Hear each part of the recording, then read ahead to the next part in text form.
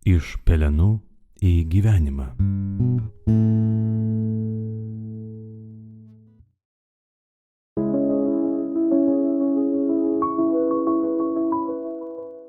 Iš Šventosios Evangelijos pagal Matą.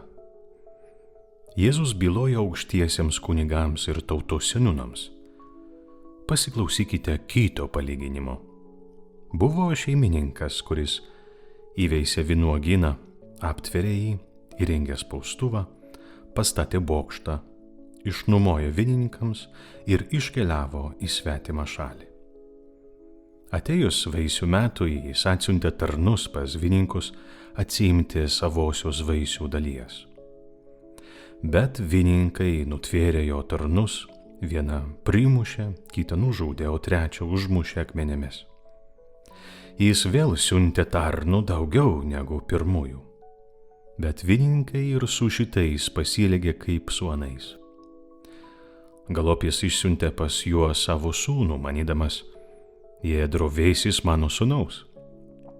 Tačiau vynininkai išvydę sūnų ėmė kalbėtis. Tai įpėdinis, eime, užmuškime jį ir turėsime palikimą. Nutvėrę, jie išmetė jį iš vynuogyno ir užmušė.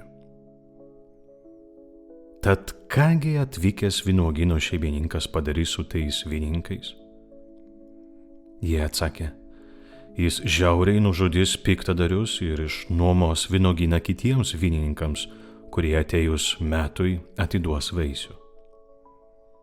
Tuomet Jėzus tarė, ar neskaitėte, kas parašyta raštuose?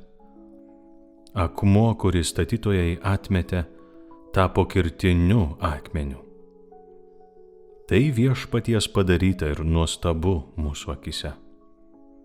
Todėl sakau jums, Dievo karalystė bus iš jūsų atimta ir atiduota tautai, kuri duos vaisių. Išgirdę palyginimus, vyresnieji kunigai ir fariziejai suprato, kad Jėzus kalba apie juos. Jie stengėsi jį suimti, tačiau bijojo liaudės, nes jį laikė Jėzų pranašu. Tai viešpaties žodis.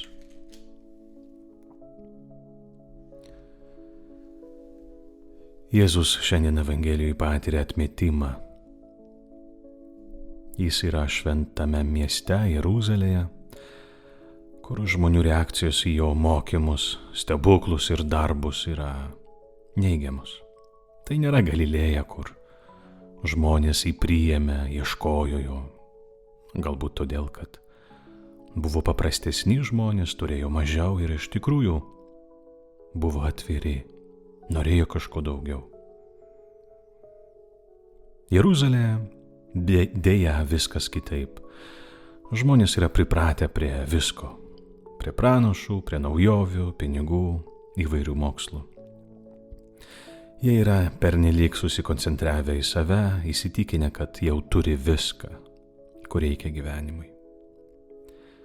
Jie nepripažįsta Jėzaus kaip mokytojo ir gelbėtojo. Nepriima tą Dievą, kurį Jėzus Kristus mums parodė, pristatė. Jie renkasi kerštą, kovą, smurtą, jėgą, valdžią, pinigus.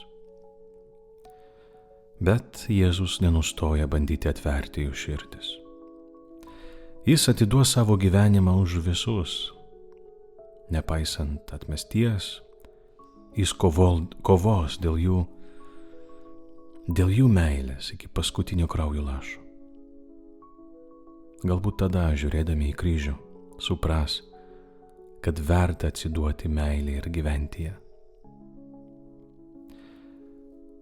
Brangiai, Dievas patikė mums savąjį vynuogyną. Kas tai yra tas vynuogynas? Mūsų gyvenimas, mūsų šeima, draugai, bendradarbiai. Kaip mes juo valdysime, tuo vynuogynu? Ar jausimės kaip visko ir visų šeimininkai įsitikinę, kad viskas mums priklauso? Ar prisiminsime, kad esame tik tarnai, o vynuogynas, mūsų gyvenimas, šeima, draugai, pasaulis yra Dievo nuosavybė? Kaip tarnai turėsime atsiskaityti Dievui už kiekvieną asmenį, už mūsų gyvenimą, už pasaulį, kuris mums buvo patikėtas.